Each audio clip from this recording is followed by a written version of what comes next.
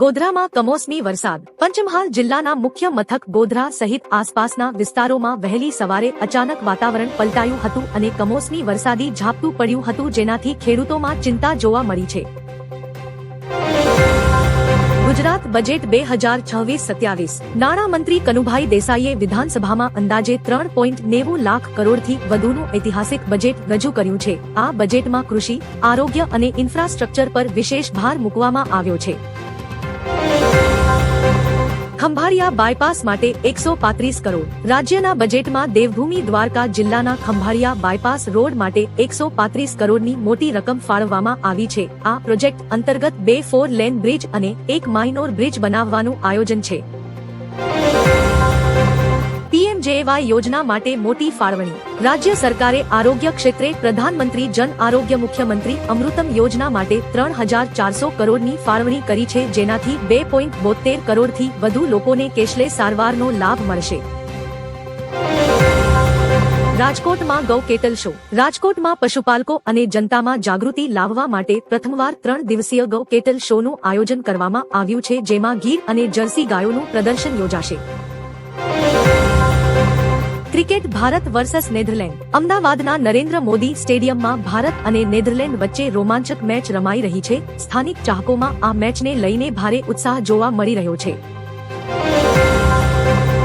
Budget cover પર કંસારી દેવી. આ વર્ષના બજેટના મુખ્ય પૃષ્ઠ કવર પર આદિવાસી સંસ્કૃતિની ઝલક જોવા મળી છે. તેમાં પરંપરાગત વારલી આર્ટ શૈલીમાં આદિવાસી દેવી કંસારી દેવીનું ચિત્ર અંકિત કરવામાં આવ્યું છે. AI summit 2026. દિલ્હીના ભારત મંડપમ ખાતે આયોજિત એઆઈ ઇમ્પેક્ટ સમિટમાં આર્ટિફિશિયલ ઇન્ટેલિજન્સ અને ટેકનોલોજીના ભાવિ વિશે મહત્વની ચર્ચાઓ થઈ રહી છે. રાજ્યસભા ચૂંટણીની જાહેરાત. આગામી 16 માર્ચના રોજ 10 રાજ્યોની 39 બેઠકો માટે રાજ્યસભાની ચૂંટણી યોજવાની સત્તાવાર જાહેરાત કરવામાં આવી છે. ભારત ફ્રાન્સ ઐતિહાસિક સમજૂતી. ભારત અને ફ્રાન્સ વચ્ચે સંરક્ષણ, અવકાશ અને ઉર્જા જેવા વિવિધ ક્ષેત્રોમાં 20 થી વધુ મહત્વના કરારો પર હસ્તાક્ષર કરવામાં આવ્યા છે. પીએમ મોદી અને સુંદર પિચાઈની મુલાકાત. વડાપ્રધાન નરેન્દ્ર મોદી અને ગૂગલના સીઈઓ સુંદર પિચાઈ વચ્ચે મુલાકાત થઈ હતી, જેમાં ભારતમાં ડિજિટલ ઇકોસિસ્ટમ અને એઆઈના રોકાણ અંગે ચર્ચા કરવામાં આવી હતી. નવું ડિજિટલ કરન્સી પીડીએસ. ભારતમાં રેશનિંગ સિસ્ટમમાં પીડીએસ ડિજિટલ કરન્સી આધારિત વિતરણ વ્યવસ્થાની શરૂઆત કરવા માટેની પ્રક્રિયા તેજ બનાવવામાં આવી છે. ઐતિહાસિક બજેટ કદ. નાણામંત્રી કનુભાઈ દેસાઈએ વર્ષ 2026-27 માટે 4,08,000 કરોડનું અત્યાર સુધીનું સૌથી મોટું બજેટ રજૂ કર્યું છે, જે ગત વર્ષ કરતાં 10% વધુ છે. બસોની ભેટ. રાજ્યના નાગરિકો માટે નવી 2400 એસટી બસોની ફાળવણી કરવામાં આવી છે, જેમાં 500 નવી એસી ઇલેક્ટ્રિક બસોનો પણ સમાવેશ થાય છે. પોલીસ આવાસ યોજના. કાયદો અને વ્યવસ્થા મજબૂત કરવાના ભાગરૂપે પોલીસ કર્મચારીઓ માટે આગામી 5 વર્ષમાં 20,000 નવા રહેણાંક મકાનો બનાવવાની જાહેરાત કરાઈ છે. જમીન સુધારણામાં જૂની શરત. ખેડૂતો અને મધ્યમ વર્ગ માટે મોટો નિર્ણય લેતા ગ્રામ્ય વિસ્તારોમાં ખેતીની નવી શરતની જમીનો હવે આપોઆપ જૂની શરતની ગણાશે, જેનાથી પ્રીમિયમ ભરવામાંથી મુક્તિ મળશે. આણંદ હોસ્પિટલ દંડ. આણંદની સુવિધા નર્સિંગ હોમ અને સંજીવની હોસ્પિટલને બીયુ પરમિશન ન હોવા બદલ 1 લાખનો દંડ ફટકારવામાં આવ્યો છે અને 10 દિવસમાં પ્રક્રિયા પૂર્ણ કરવા નોટિસ અપાઈ છે. શેર બજારમાં તેજી. સેન્સેક્સ 283 પોઈન્ટના સુધારા સાથે અને નિફ્ટી 25,000ની સપાટી વટાવીને બંધ થયા છે. જો કે આઈટી શેરોમાં આજે મોટા પાયે વેચવાલી જોવા મળી હતી. રાષ્ટ્રપતિ દ્રૌપદી મુર્મુ. રાષ્ટ્રપતિએ આંધ્રપ્રદેશમાં ઇન્ટરનેશનલ ફ્લીટ રિવ્યુ 2026ની સમીક્ષા કરી હતી, જેમાં ભારતીય નૌકાદળની તાકાતનું પ્રદર્શન કરવામાં આવ્યું હતું.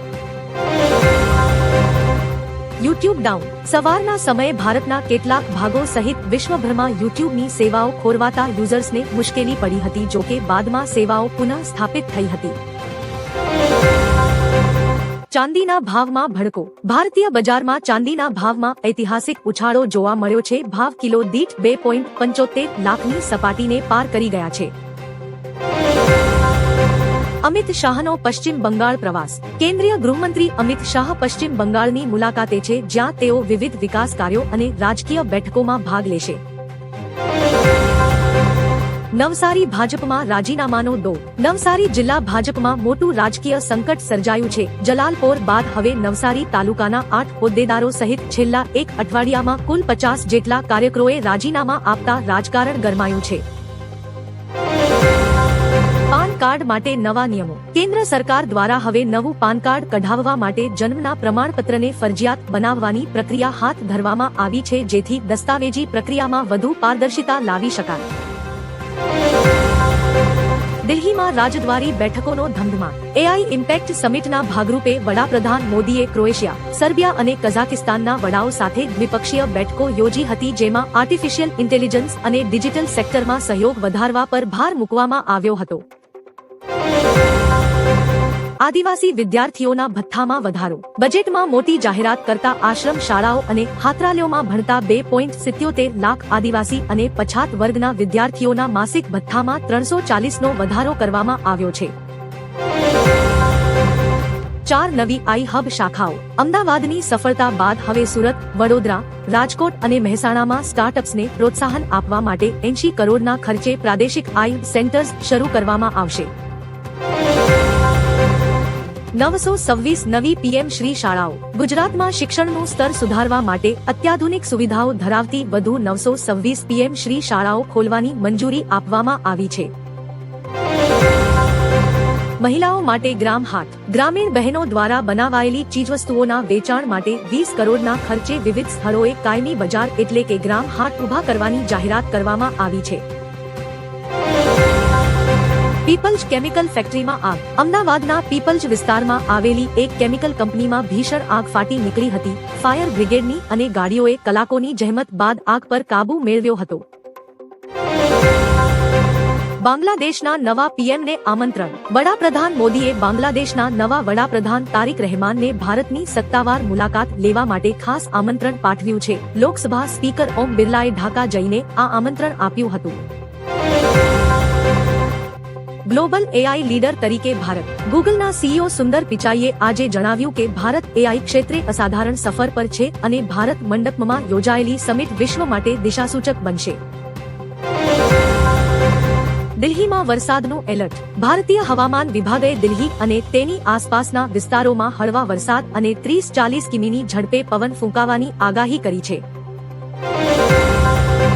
પીએમ મોદીની દ્વિપક્ષીય બેઠકો. વડાપ્રધાને એસ્ટોનિયા, સર્બિયા અને ભૂટાનના વડાઓ સાથે ટેકનોલોજી અને સુરક્ષા મુદ્દે મહત્વની બેઠકો યોજી હતી.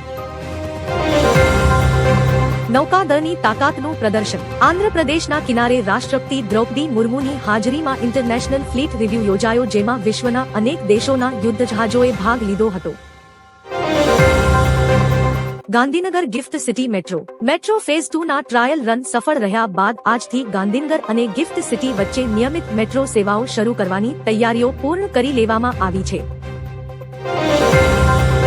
અમદાવાદમાં કન્સ્ટ્રક્શન એક્સપો. રિયલ એસ્ટેટ ક્ષેત્રે નવી ટેકનોલોજીના પ્રદર્શન માટે અમદાવાદના રિવરફ્રન્ટ ગ્રાઉન્ડ ખાતે આજથી 3 દિવસીય ગુજરાત કન્સ્ટ્રક્શન એક્સપો ખુલ્લો મૂકવામાં આવ્યો છે. સોમનાથ મંદિરમાં નવી વ્યવસ્થા. યાત્રાળુઓની સુવિધા માટે સોમનાથ ટ્રસ્ટ દ્વારા હવે ઓનલાઈન પ્રસાદ અને પૂજા બુકિંગ માટે સોમનાથ યાત્રા નામની નવી મોબાઈલ એપ લોન્ચ કરવામાં આવી છે. ભારતીય રેલવેનું નવું લક્ષ્ય. રેલવે મંત્રાલયે જાહેરાત કરી છે કે 20 ડિસેમ્બર 1926 સુધીમાં દેશના તમામ મોટા રેલવે સ્ટેશનો પર 5G વાઈફાઈ કનેક્ટિવિટી અને ઓટોમેટિક ટિકિટિંગ મશીનો લગાવી દેવામાં આવશે. ઇસરોનું નવું મિશન. ઇસરોએ આવતા મહિને શ્રીહરિકોટાથી સંરક્ષણ હેતુ માટેના ખાસ સેટેલાઇટ જીસેટ 2ના લોન્ચિંગની તૈયારીઓ તેજ કરી દીધી છે.